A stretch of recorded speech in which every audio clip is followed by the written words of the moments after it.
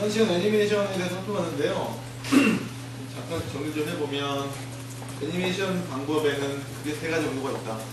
그래서 애니메이션 중간중간에 키포인트를 잡아서 작성한 다음에 그 사이의 것들은 어떤 인터폴레이션, 보관을 이용해서 제너레이션 하는 방법. 그게 이제 키프레임 애니메이션이고요.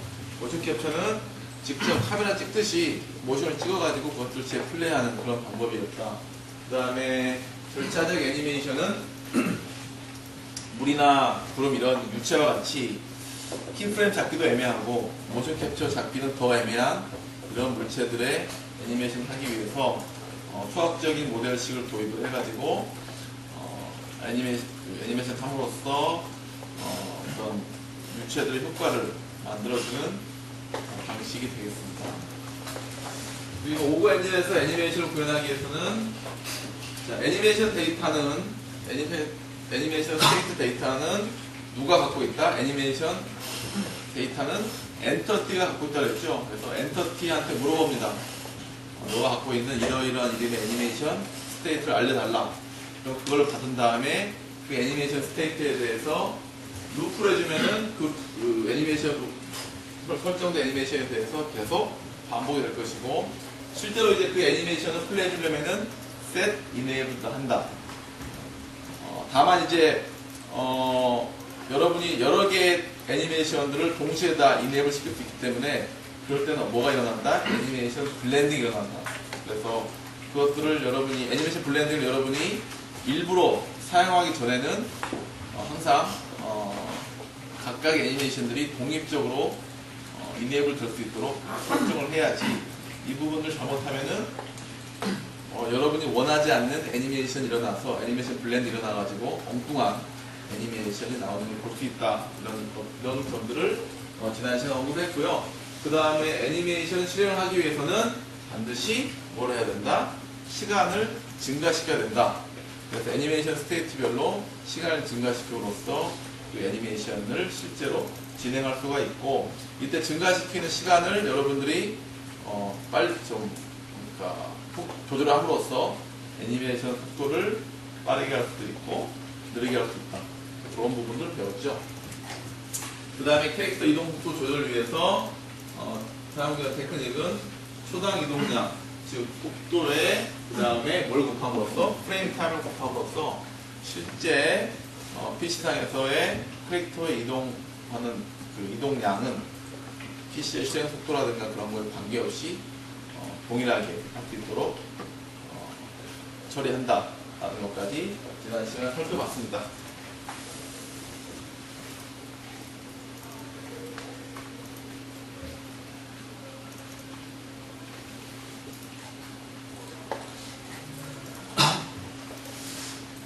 오늘은 이제 제7장 카메라와 뷰포트에 대해서 살펴보도록 하겠습니다.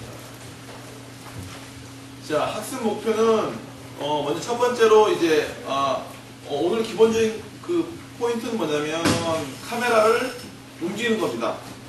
키보드를 입력해서 또는 마우스를 입력해서 카메라를 여러분들이 제어하는 것이고요. 제어하는 거고요. 이를 위해서 지금까지는 여러분이 키보드 입력을 받아들일 때 상태로서만 받아들였잖아요. 근데 이제 오늘은 이벤트를 통해서 키 입력과 그 다음에 마우스 입력을 받아들이는 방법에 대해서 살펴보겠습니다. 그래서 학습 내용은 오브 엔진의 입력 처리 방식, 그 다음에 키 입력, 마우스 입력, 리스너 인터페이스의 개념과 응용, 그 다음에 카메라 이동 및 회전, 시야 절도체 컬링 설정 방법, 그 다음에 PIP를 구현해 보도록 하겠습니다. PIP가 뭐죠? PIP? Picture in Picture. 윤정, PIP가 뭐야? 처음 들어봐? 너네 집 테레비가 몇 인치냐? 25인치. 일반적으로 이 PIP 기능은 한 30인치가 정도가 넘어가야지 있죠. 승재, 너네 집 테레비는 몇 인치냐?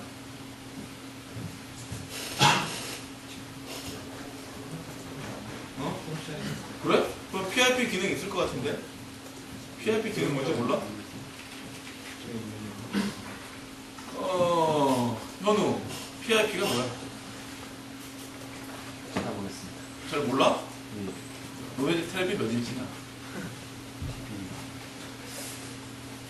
아, 너희들 집에 텔레비가 몇 인치인지 잘 모르는구나. 예. 그래? 그걸 아는 게 이상한 거냐? 네. 아, 그래? 우리 집 텔레비는 48인치인데. 저희 집 48인치면 기억할 것 같은데. 그래? 제가 샀습니다. 그 PIP기는 여러분이 이제 텔레비 보면은 중간에 오른쪽 화면 하단에 조그맣게 화면 나와서 다른 채널 아, 보여주는 다른 채널 보여주는 기능 있죠? 그게 이제 픽처 인 픽처 그래가지고 그림 안에 그림 그래서 그런 것도 이제 PIP가 기능을 들어줘. 그래서 내가 보는 채널 외에 다른 데 뭐가 있나를 갖다가 미리 그러니까 따로 보고 싶을 때 그때 사용하는 기능이 되겠습니다. 그래서 오늘 이 뷰포트를 이용해서 이런 PIP 구현을 해보도록 할까 합니다. 자, 먼저 오브 엔진의 입력 처리 방식. 우리가 지금까지 살펴봤던 것들은 이제 그 unbuffered input 그래서 여러분들이 키보드를 누른 상태를 확인하는 이제 그러한 그 방법이었습니다. 일종의 폴링의 개념이죠. 그래서 프레임 리스너에서 매번 입력을 검사한 다음에 현재 눌렸는지 눌렸지 않은지를 판단해서 그걸 가지고 입력에 따른 처리하는 방식이었습니다. 그럼 이때 문제점이 뭐였죠? 민우. 이럴 경우 닥치는 문제점이 있었지. 어떤 문제점이 있었어? 몰라? 표건.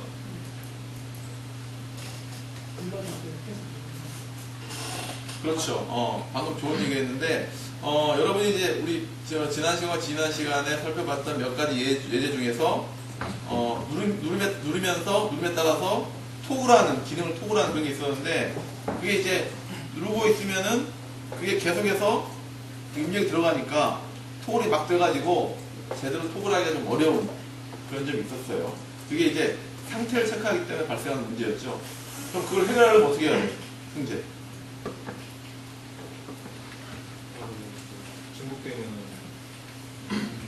키가 눌렸을 때 그 이벤트를 통해서 확인하고 키가 떼어졌을 때 이벤트를 통해서 확인할 수 있으면은 이제 그런 문제를 해결할 수가 있죠. 그래서 오늘 이제 살펴보는 거는 버퍼드 인풋이 되겠습니다. 일종의 인터럽트 방식이고 이벤트를 발생해 처리하는 거예요. 근데 이제 이걸 하기 위해서 키 리스너하고 마우스 리스너 등의 인터페이스를 사용해서 처리합니다. 그래서 키가 눌리면은 키 리스너 인터페이스에 키 프레스드, 키가 떼어지면은 키 리스너의 키 릴리스트 이벤트가 발생이 되는데 그걸 여러분이 구현해 줌으로써 키보드가 눌렸을 경우, 떼어질 경우 이런 이벤트를 여러분이 체크해서 구현할 수가 있겠고요.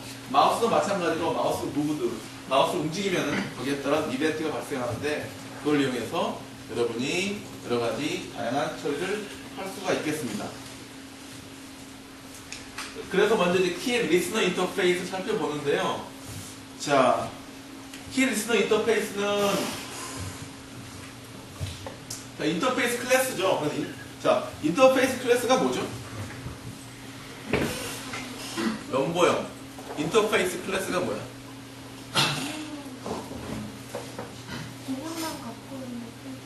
기능만 갖고 있는 클래스. 오케이. 자바 배운 사람 손 들어봐요. 자바. 자바에서 인터페이스 클래스 배웠지? 배우기만 배웠어. 미안. 인터페이스 클래스가 뭐야? 응?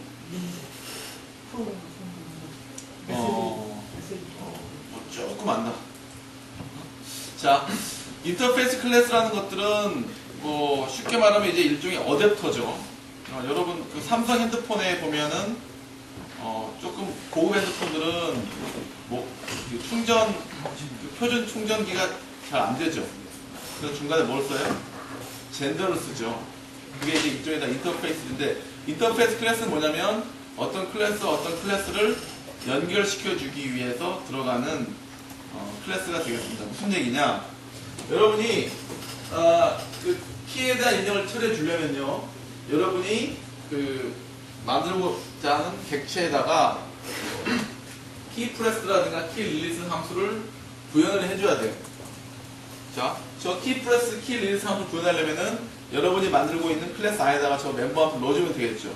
그런데 문제는 그걸로 끝나는 게 아니고 이거를 알려줘야 돼요. 누구한테? 엔진한테.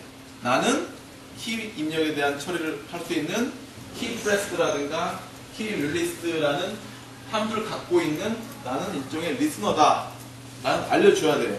알려준다는 얘기는 내가 가지고 있는 모양이 상대방이 원하는 모양하고 인터페이스가 동일해야 돼요.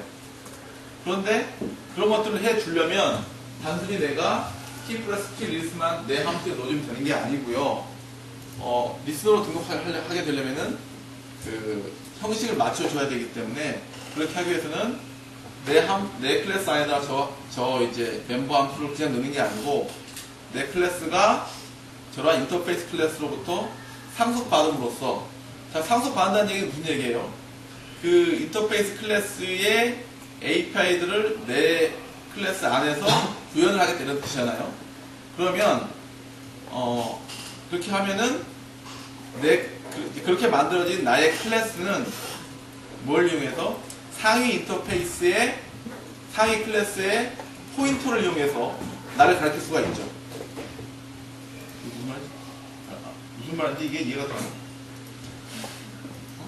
상속을 통해서 어떤 클래스를 여러분이 만들면 그 클래스는 상속받은 그 상위 클래스의 포인트를 통해서 나를 액세스할 수 있죠. 그렇죠. 그렇게 함으로써 다른 이제 클라이언트라든가 다른 부분에 있어서 나를 알려주는 겁니다. 나는 이러한 인터페이스를 갖고 있다라고. 그게 바로 리스너 인터페이스의 개념이 되겠습니다. 그래서 여러분이 이제 리스너를 만들어주려면, 키 리스너를 만들어주려면은 이 키 리스너 인터페이스를 상속받은 클래스를 여러분이 만든 다음에 이 클래스 안에서 이 키프레스라든가 키 릴리스 인터페이스를 실제로 구현을 해주면 되겠습니다. 마찬가지로 마우스의 경우도 마우스 리스너로부터 상속받은 클래스를 여러분이 만들고 그 안에서 이 마우스 리스너의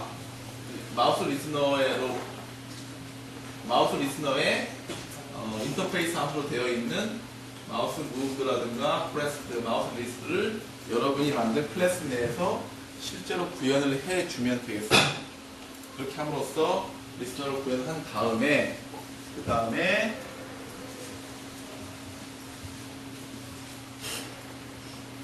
다음에 이제 키보드라든가 마우스, 엔진의 키보드와 마우스한테 내가 이제 인터페이스 형식을 가진 걸로 구현이 되어 있고 내가 실제로 그 인터페이스 함수 구현했으니까 나를 콜백 함수를 써다오라고 알려줍니다. 그러면 자, set event 콜백에서 지금 현재 보면 인풋 컨트롤러를 제가 만들었어요. 뭘 만드냐면 이 인풋 컨트롤러를 내가 키보드를 처리하고 그 다음에 마우스를 처리할 수 있도록 인풋 컨트롤을 제가 만드는 거죠. 만들 때 아까 얘기했습니다만은 키 리스너하고 마우스 리스너를 상속받습니다. 상속받으면 나는 마우스 무브드, 마우스 프레스트, 마우스 리스를 구현을 해주고 키 프레스, 키 리스를 구현을 해주고 그 다음에 나를 키보드에 대한 콜백 함수로 등록하고 마우스에 대한 콜백 함수로 등록을 합니다. 그럼 엔진은 만약에 키보드에 입력이 이벤트 발생하잖아요. 그러면은 현재 뭐가 그 키 리스너 등록되어 있어요. 이 인풋 컨트롤러가 키 리스너 등록이 되어 있죠. 그럼 걔를 호출합니다. 정확히 말하면은 인풋 컨트롤러에 키 프레스, 키 리스를 호출하는 거죠. 마우스 입장에서 보면 마우스가 만약에 자기가 뭔가 이벤트 발생하면 현재 인풋 컨트롤러가 마우스에 대한 콜백 함수로 등록이 되어 있기 때문에 이 마우스 처리하는 엔진 부분들은 마우스에 뭔가 이벤트가 있으면 현재 마우스 리스로 등록이 된 인풋 컨트롤러 객체를 호출하죠. 정확히 말하면 인풋 컨트롤러 안에 들어있는 마우스 무브드, 마우스 프레스트, 마우스 리스 함수를 호출합니다.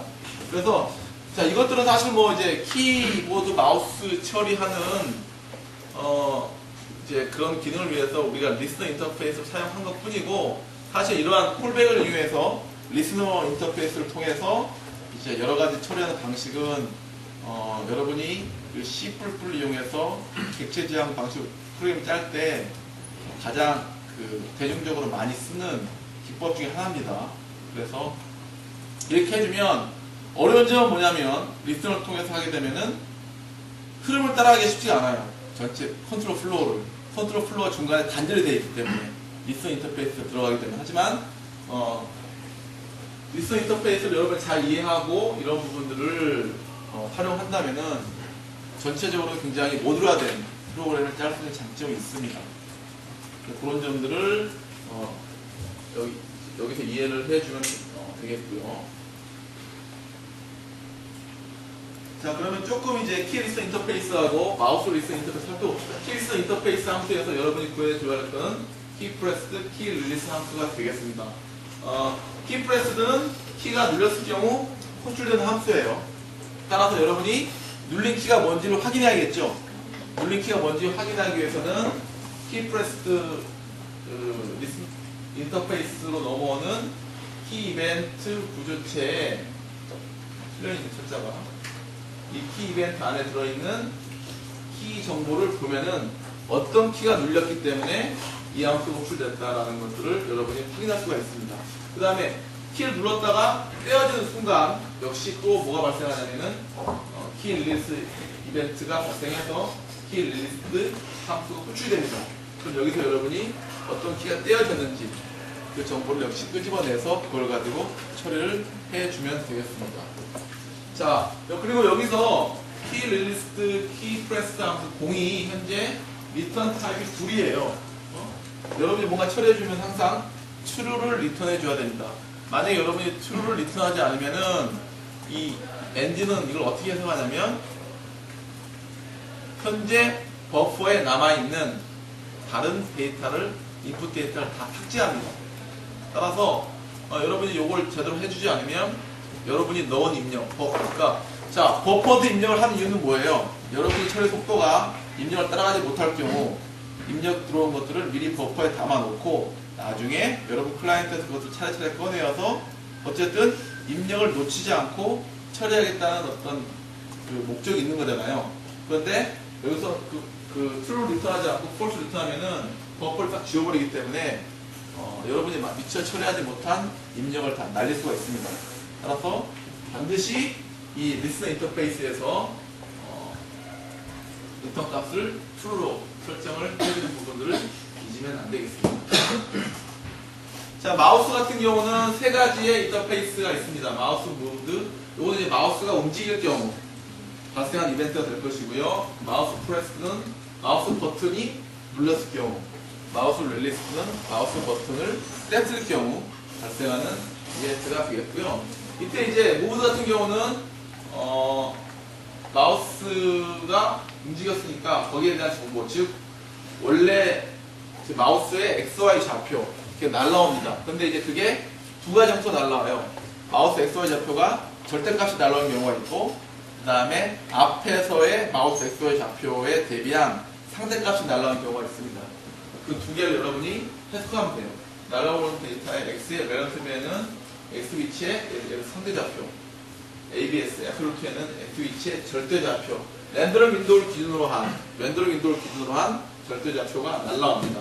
이걸 통해서 여러분이 적절하게 처리를 할 수가 있고요. 그 다음에 그래서 화면상에서 마우스 XY 좌표는 이렇게 되고, 그 다음에 한 가지 또 Z, G좌표가 날라오거든요. 근데 교수님 마우스 G좌표가 어딨죠? G좌표는 뭘 뜻합니까? 휠, 가운데 휠이 있죠?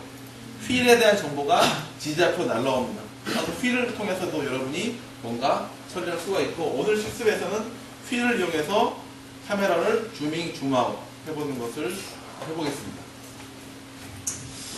자, 그리고 그래서 마우스 무브도 이제 그런 데이터 넘어오고, 마우스 프레스와 마우스 릴리스는 추가적으로 데이터 하나 더 넘어오는 게 뭐냐면 마우스 버튼 아이디, 즉 왼쪽 버튼이냐 가운데 버튼이냐 오른쪽 버튼이냐 거기에 대한 정보도 같이 날라옵니다. 그래서 이거는 MB 레프트, 이명박이 MB가 아니고요.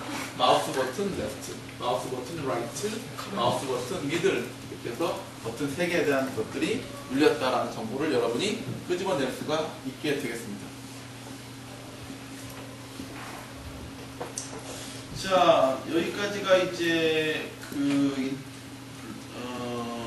키 입력과 마우스 입력을 처리하기 위한 준비 단계에 대한 것들을 설명했고요. 그 다음에 이제 오늘 움직여볼 건 뭐냐면 실제로 카메라를 움직여보고 싶은 거죠. 그래서 카메라 클래스를 살펴보면 카메라는 기본적으로 씬을 찍어서 그 찍은 내용을 자 중요합니다. 어디다 연결시켜주는 뷰포트에 연결시켜주는 클래스입니다. 뷰포트. 사실 지금까지 우리가 이제 사진을 찍어가지고 그것들을 갖다 다 고프로 어디다 연결시켰어요? 렌더 윈도 전체 다 연결했죠.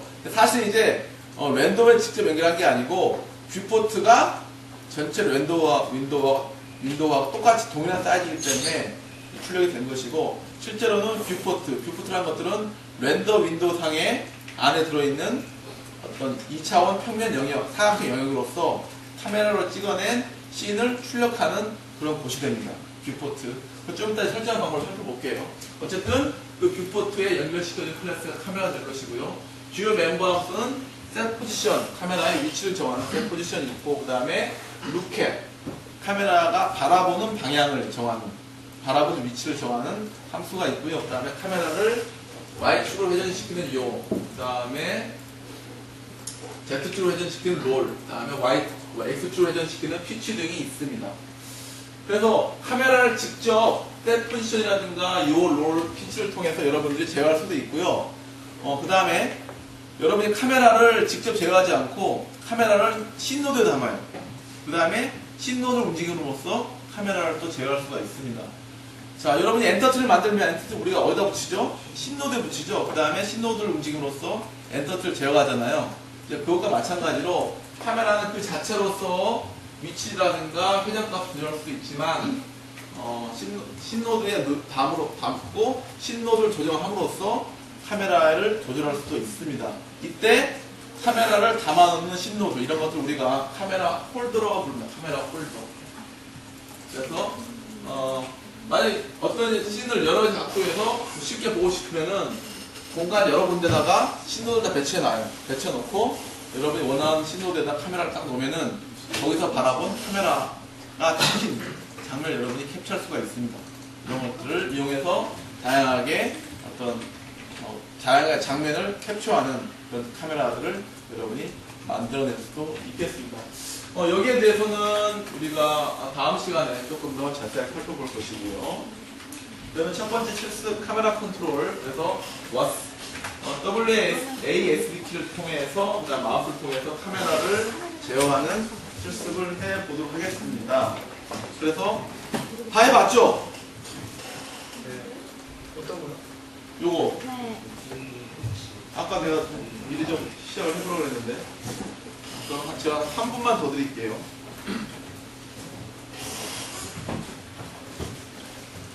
입력을 빨리 해보고 한번 실험을 해보기 바랍니다.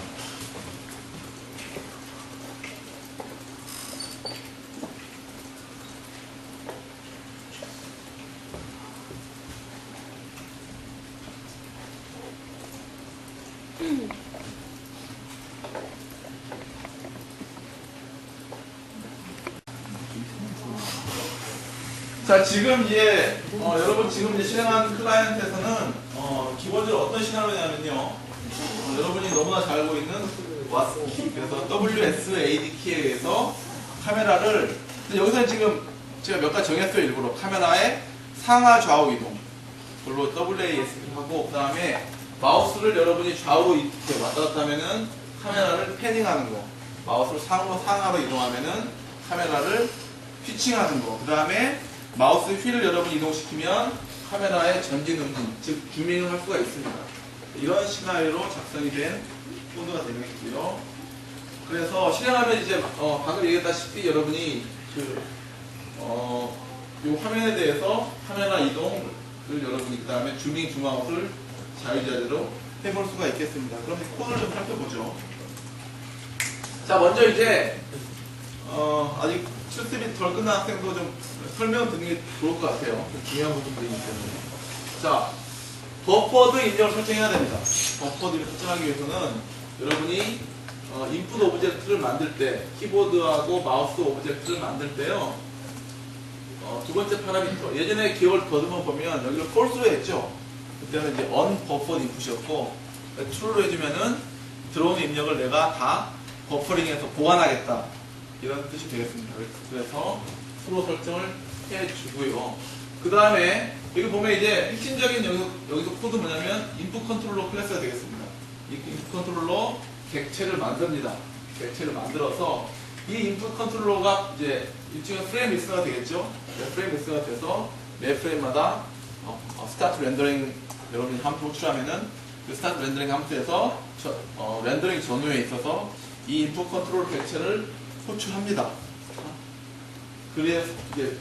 그런데 여기 안에 여러분이 키보드에 대한 것들을 콜백으로 다 달아줘서 하는 부분이 처리되고 있기 때문에 내부적으로 이제 그 키라든가 마우스 이벤트가 일어나면은 거기에 따른 처리도 이 안에서 이루어지죠. 그러면 코드를 좀 더 살펴보겠습니다.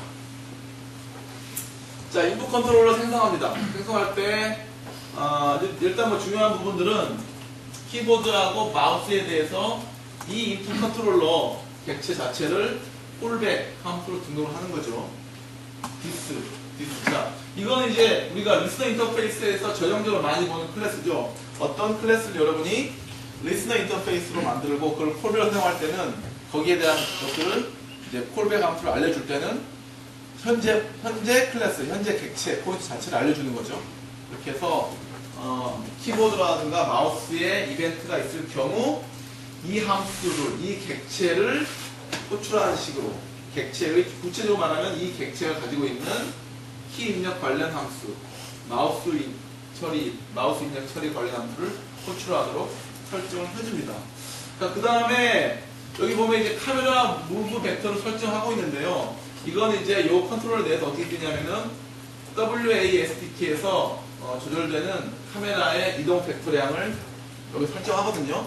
그때 이제 멤버 변수 선언이 되어 있고 이것들을 조금 이따 살펴볼 카메라 키 리스너에서 바꿔줍니다. 그래서 이걸 가지고 이제 움직이게 되겠죠. 그 다음에 M 컨티뉴는 자 인풋 컨트롤 자체는 뭐냐면 역시 이것도 프레임 리스너죠. 그래서 프레임 리스너에서 키 입력을 받아들여서 그게 이스케이프이면 프레임 리스너 호출 끝나야겠죠. 그때 제어할 수 있는 변수로서 M 컨티뉴를 마련해 놓습니다. 지금 그래서 이스케이프 누르면은 인풋 컨트롤러 프레임 리스너가 폴스 리턴할 수 있도록 설정하기 위해서 만들어 놓은 그 조건 변수가 되겠습니다. 자, 이렇게 해서 우리가 그 컨트롤을 생성할 수가 있고요. 자, 그 다음에 프레임 스타트 함수 내에서는 어떤 일이 벌어지느냐. 먼저 첫 번째 할 일은 키보드하고 마우스에 대해서 이벤트를 캡처하는 거예요. 그래서 이건 어쨌든 매 프레임마다 이벤트를 캡처할 수 있도록 호출해줘야 됩니다. 그러면 자, 만약에 캡처하고 한 결과 이벤트가 있다. 그럼 어떻게 되느냐? 그 키보드와 마우스 처리한 엔진이 뭘 호출해요? 리스너 인터페이스 호출합니다. 따라서 이 시점에서 뭐가 벌어지냐면 사실은 캡처하게 되면은 여기서 이제 인풋을 캡처한 다음에 이벤트가 있으면 리스너 호출합니다. 키 입력이 있으면은 이 캡처 함수 내에서 뭘 호출한다? 키 프레스드하고 키 릴리스 함수 호출합니다. 내부적으로. 그게 이제 리스너 인터페이스 정의가 되겠죠. 그 실행 구조가 되겠죠. 그럼 호출돼요. 키 프레스. 여러분 만약에 이스케이프 키를 눌렀다 합시다. 그렇죠? 그러면 키보드를 캡처할 때 그 이벤트 캡처가 돼요. 그러면 그걸 보고 이 키 처리한 엔진은 뭘 부른다? 키 프레스 함수를 호출합니다. 그러면 이벤트는 뭐가 들어오죠? 키 이벤트에는 이스케이프 키가 넘어오겠죠. 그럼 어떻게 해요? M 컨티뉴를 false로 결정합니다. 그래서 끝나주면 그 다음에 어디로 가요? 그 다음 내려간다 합시다. 그럼 어떻게 돼요? M 컨티뉴가 false이기 때문에 거기에 따라서 프레임 리스너가 false 리턴하기 때문에 중단되겠죠. 기본적으로 이제 그렇게 움직여요. 흐름들이. 그러니까 지금 보면 이제 사실은 그런 것들 여러분이 머릿속에 해석할 수 있어야 돼요. 지금 리스너를 통해서 여러분들이 이 게임 컨트롤을 구현할 때는 리스너를 통해서 어떻게 플로우가 흘러가는지 여러분 잘 쫓아가야 됩니다. 자, 그 다음에 이제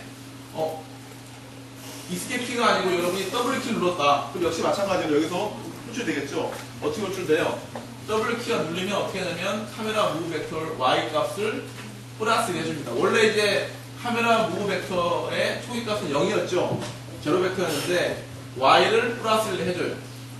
자, 그러면 이 카메라 무브 벡터 의미는 뭐예요? 카메라를 내가 얼만큼 이동하겠다. 현재 위치를 기준으로 그런 뜻이죠.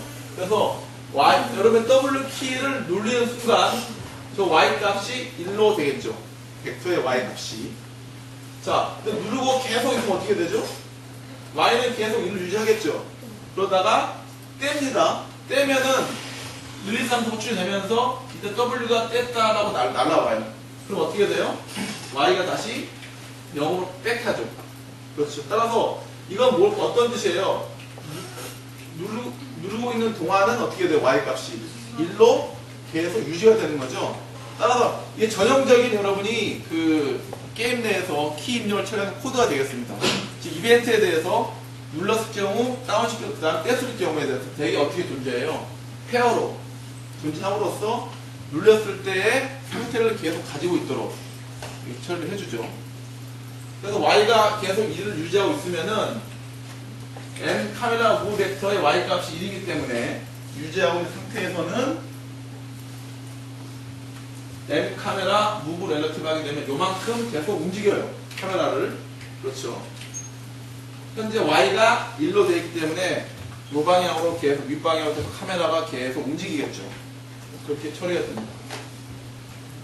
자, 그 다음에 마우스 같은 경우도 마우스 이벤트를 캡처했어요. 이벤트가 있으면 뭐 호출한다? 마우스, 리스너, 인터페이스 한번 호출한다. 여기로 오는 거죠. 넘어옵니다. 그러면 어떻게 했냐면 마우스가 움직여졌어요. 움직여지면은 움직임에 따른 그 이동 정보가 날라오고요. 그런데 여기서 제가 어떻게 정했냐면 마우스의 오른쪽 버튼 눌렀을 경우 패닝 할 수 있도록 이렇게 우리가 시나리오를 잡았거든요. 따라서 확인합니다. 뭘 확인하면 MB 오른쪽이 눌렸느냐를 확인하고, 자, 마우스가 움직였는데 오른쪽 버튼도 눌린 상태였으면 어떻게 해요? 카메라를 요 피치합니다. 뭐만큼? X축으로 이동량만큼 요 하죠. 그러면 패닝이 되겠죠. 그 다음 Y축으로 이동량만큼 피칭을 하죠. 그래서 4가 이렇게 피칭이 되는 효과를 여러분이 얻을 수가 있겠습니다. 그런데 이때 이제 방향이 좀 중요해요. 방향이. 왜 그러냐면 방향을 봅시다.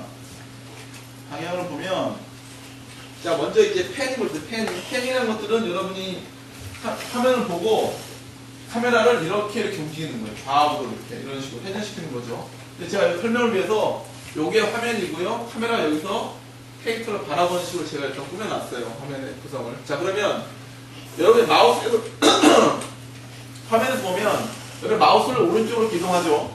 그러면은 화면에서 따지면은 요 방향이 플러스 X 방향, 즉 이렇게 움직이면 마우스 X좌표는 증가하는 방향이에요. 그런데 그렇게 되면 여러분이 원하는 거냐면 카메라를 이렇게 회전하고 싶은 거잖아요. 그렇지. 근데 그때 보면 카메라의 회전 방향은, 자, Y축을 중심으로 하게 되면은 오른손 좌표이기 때문에 이 방향이 플러스죠. 그렇지. 근데 여기서는 여러분 하고 싶은 게 뭐냐면 마우스를 오른쪽으로 움직였을 경우 이 방향이 아니고 거꾸로 돌고 싶잖아요. 따라서 어떻게 해줘야 되냐면 부호를 반전시켜줘야 됩니다. 반전. 회전 방향하고 마우스가 이동 방향하고 서로 반대이기 때문에 이것도 일치하려면은 부호를 반전시켜서 그만큼 각도로 환산해서 요 회전시켜주면 되고, 피치도 마찬가지예요. 피치도 여러분이 그림을 그려보면 알 수가 있는데, 화면은, 자, 요게 화면입니다. 여기서 이제 카메라 여기 있고 캐릭터가 이렇게 서 있고 여러분이 쳐다봅니다. 그러면 여러분 마우스를 위에서 밑으로 내리죠. 그러면은 플러스 Y 방향으로 마우스 Y 좌표 증가하죠. 근데 그때 여러분이 하고 싶은 건 뭐냐면 여기를 기준으로 해가지고 이렇게 회전을 시킨 거잖아요. 근데 이걸 보면은 역시 요 회전 방향이 어떤 축을 기준으로 Z가 아니지, 플러스 Z가 아니고 플러스 X축을 기준으로 해가지고 요 방향으로 봤을 때 이게 플러스 회전이고 요 방향이 마이너스 회전이잖아요. 역시 마우스의 Y좌표의 그 증가 방향하고 회전 방향하고 역시 반대예요. 따라서 역시 이 경우에 있어서도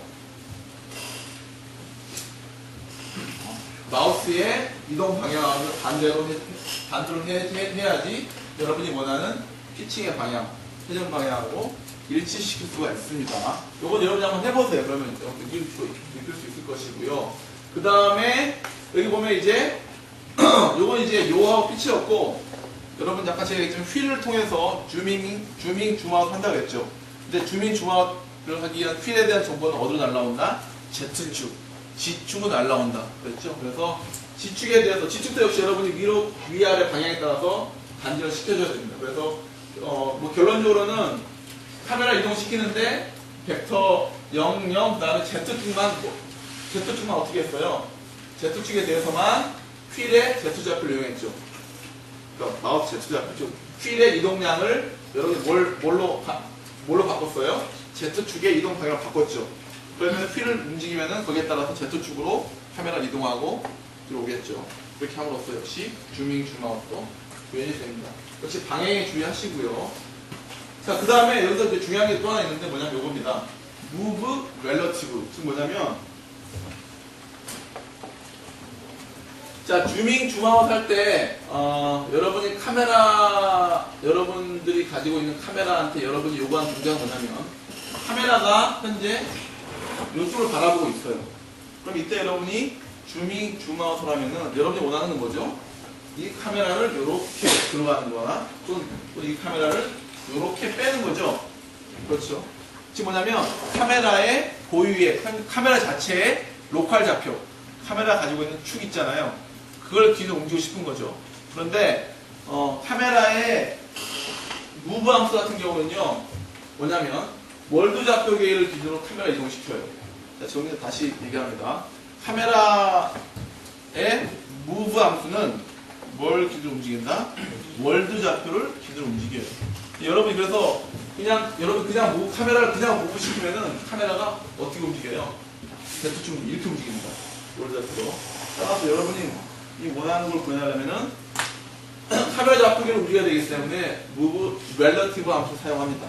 그러면 카메라 바라보는 방향으로 전진, 카메라 바라보는 방향으로 후진, 이게 가능해집니다. 그래서 이 부분도 놓치지 말기 바랍니다.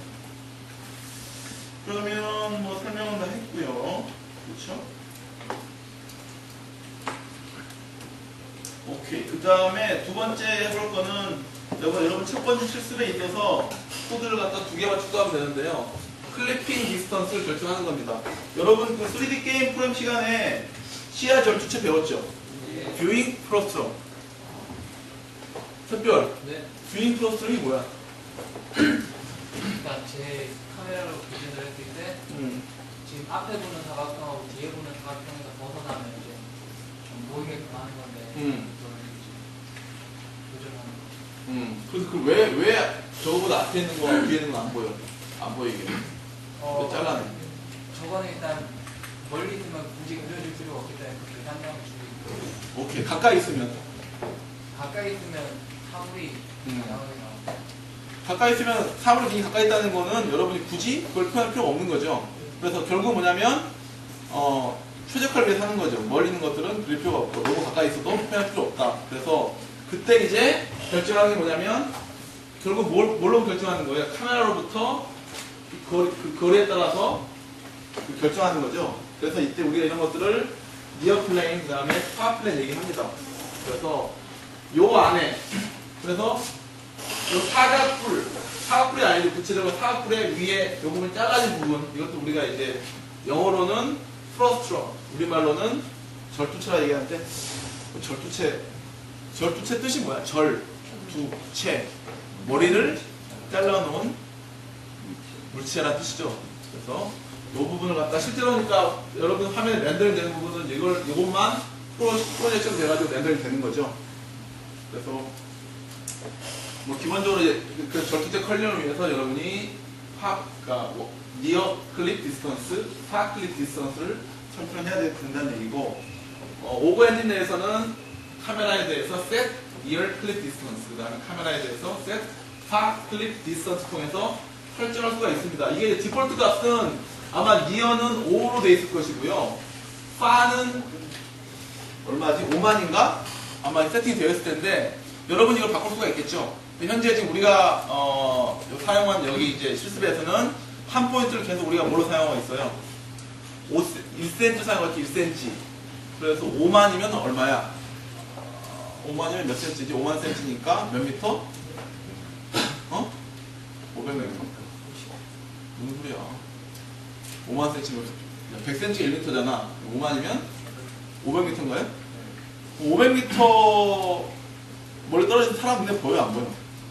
안 보이죠? 그래서 그 정도면 어느 정도 말이 되는 것 같고. 그래서 근데 여러분 조절할 수가 있어요, 임의로. 그래서 지금 여기서는 그냥 이렇게 해보고 여러분이 한번 실습을 해보세요. 그러면 제가 이거 강제로 했기 때문에 가까이 있는 경우, 먼 거리에 있는 경우에 대해서 50과 500에 이거 얼마 돼 있어? 그러니까 10cm, 아니 100cm하고 500cm, 5m죠. 1m하고 5m로 제가 강제로 세팅했죠. 사실 이렇게는 하지 않겠죠.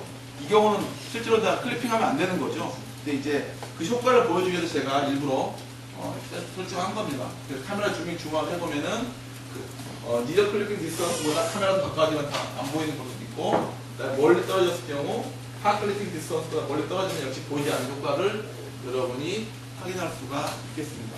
이건 해보시고요. 그 다음에 세 번째 실습으로 픽처링 픽처를 해보도록 하겠습니다. 그래서 요거는 이제 여러분 다운받은 거의 두 번째 프로젝트입니다. 두 번째 프로젝트 픽처링 프로젝트 그 안에 요 부분만 여러분 채워주시면은 구현을 해볼 수 있겠습니다. 실습 시작. 근데 커밍이 트릭 시간에 배울 때는 꼭 바운딩 박스에서 저게 중간에 끼인. 자, 실행하면 그 기본 메인하면 똑같죠. 다만 오른쪽 상단에 공간 표시가 돼요. 조그맣게 화면이 하나하나 표시가 됩니다.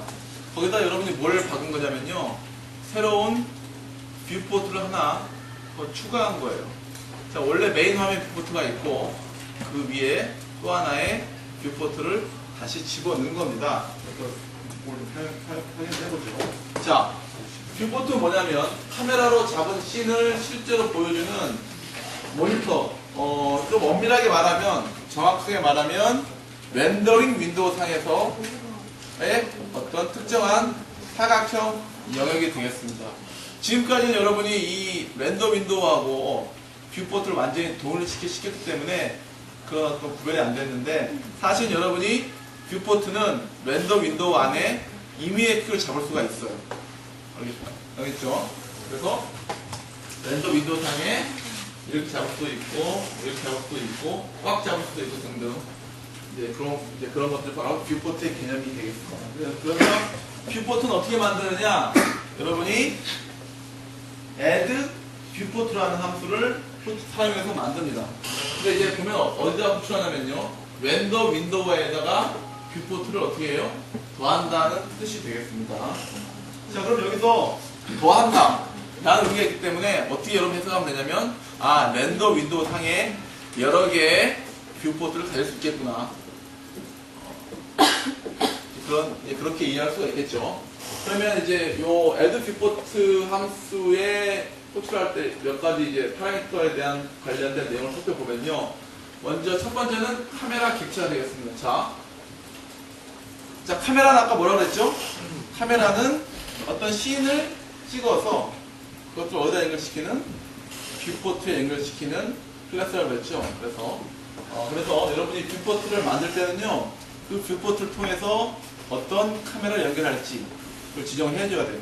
이게 첫 번째 파라미터고, 자, 두 번째 파라미터는 Z 올드로 해서 뷰포트의 계층 순서가 되겠습니다. 자, 아까 얘기했지만 렌더 윈도우 상에 여러 개의 뷰포트를 여러분이 더할 수가 있어요. 그런데 이때 뷰포트를 갖다 여러분이 더하게 되면은 중간에 겹칠 수가 있죠. 겹쳐야 될 경우 어떤 뷰포트를 앞으로 나타내야 되느냐라는 것들은 여러분이 뷰포트를 만들 때 정해주는 G 올드, 그 계층 순서에 따라서 결정이 됩니다. 0이면은 여러분이 바라봤을 때 맨 안쪽이고요. 1, 2, 3, 4, 5, 6 이렇게 커지면 커질수록 여러분 쪽으로 더 오는, 즉 덮어쓰는 구조가 되겠습니다. 그리고 여기서 주의할 거냐면 이 뷰포트의 계층 순서 G 올더는 반드시 유니크한 숫자가 되어야 됩니다. 그러니까 어떠한 뷰포트도 동일한 숫자를 가지면 안 돼요. 반드시 다른 그 G 올더를 가져야 됩니다. 만약에 여러분이 뷰포트의 저 순서를 갖다가 숫자 값을 동일한 것을 만들었다. 그러면 엔진을 뻗어버립니다. 그거 좀 주의해 주시고요. 자, 그 다음에 뒤에 있는 네 개 파라미터는 이 뷰포트를 갖다가 화면의 어느 부분에 얼마만큼의 크기로 만들 거냐라는 것들을 결정해주는 파라미터가 되겠습니다. 그런데 이거는 다 0과 1 사이의 값이에요. 그래서 어떤 게 기준이냐면은 랜덤 윈도우가 1이 되겠습니다. 랜덤 윈도우의 너비가 1이 될 것이고 랜덤 윈도우의 높이가 역시 1일 경우 그걸 기준으로 한 사이즈가 되겠습니다. 그럼 코드에서 어떻게 되냐 살펴보면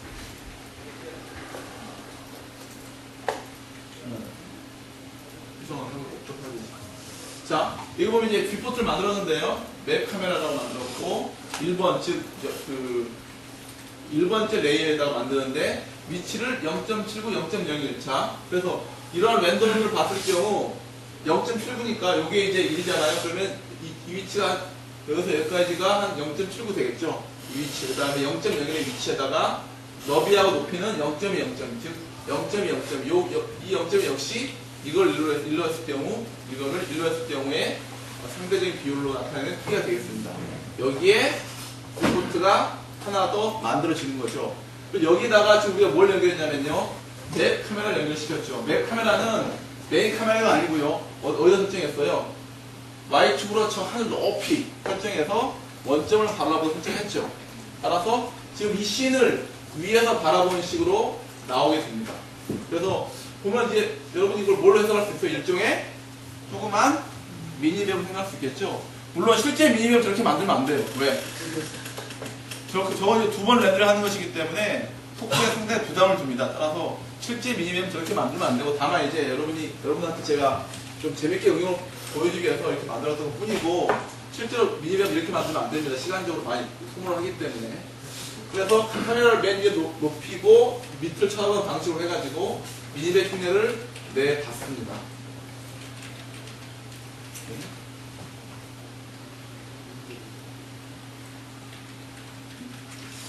그리고 이제 또 한 가지 여기서 언급을 해야 될 게 뭐냐면 바로 이건데요. 에스펙트 레이쇼가 되겠습니다. 카메라에 여러분이 에스펙트 레이쇼를 결정할 수가 있는데 말 그대로 뭐예요? 화면 종횡비. 그렇죠. 일반적으로 화면 종횡비가 여러분이 많이 보는 SDTV 같은 경우는 1.33이죠. 즉 가로가 세로가 1일 때 가로가 1.33. 그렇죠. 일반적으로 1.33인데 여러분이 그걸 조절할 수가 있어요. 여러분 나름대로 1로 할 수 있고 1로 하게 되면은 이제 똑같아지기 때문에 또 넓어진 효과가 보여지겠죠. 그래서 그런 것들을 여러분이 에스펙트 레이쇼를 통해 조정을 해야 되고 근데 이제 일반적으로 어떻게 하냐면 그냥 어떻게 하냐면 이렇게 하죠. 뷰포트에 실제 위트하고 하이트를 갖다가 실제 위트를 하이트 나오죠. 그래서 실제로 이 해상도가 가지고 있는 레이쇼를 갖다 그냥 씁니다. 그래야지 여러분이 화면 해상도에 해당되는 대로 나오겠죠. 그래서 전형적으로 저렇게 많이 쓰는데 여러분이 경우에 따라서 조절하고 싶다 할 때는 요거를 이메일 값을 여러분이 설정해서 조절을 하면은 되겠습니다. 그래서 요번 실습에서는 메인 뷰포트를 여기 설정하고 그 다음에 조그만 뷰포트를 이쪽에 설정하고 여기다가는 화면의 씬의 맨 위쪽에서 Y축으로 하늘 위에서 만들어진 카메라에서 바라본 씬을 이쪽에 렌더링 함으로써 일종의 미니맵 효과를 한번 내봤습니다. 자, 그래서 이제 오늘은 기쁘게도 실습 과제가 없습니다.